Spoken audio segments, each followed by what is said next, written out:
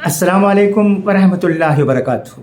आप जानते हैं कि बिहार में हाल ही में एक मीटिंग हुई थी हमारे मुल्क में रहने वाले मुखालिफ पार्टियों की, और उसमें ये तहिया किया गया कि आने वाले पार्लिमानी इलेक्शन में तमाम पार्टियां मिलकर बीजेपी की मुखालिफत करेंगे।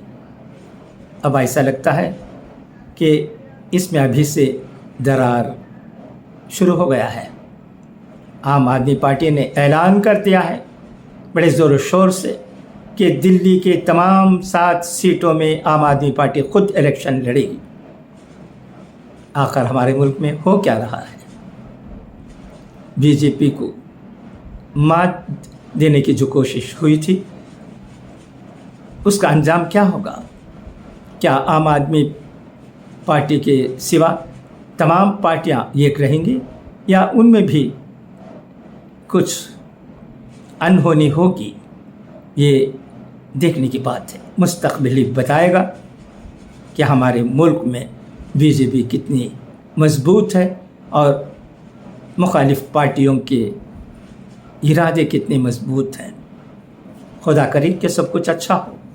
अच्छा तो अब इजाज़त, इंशाअल्लाह फिर मुलाकात होगी। खुदा हाफिज़, फ़ी अमानिल्लाह।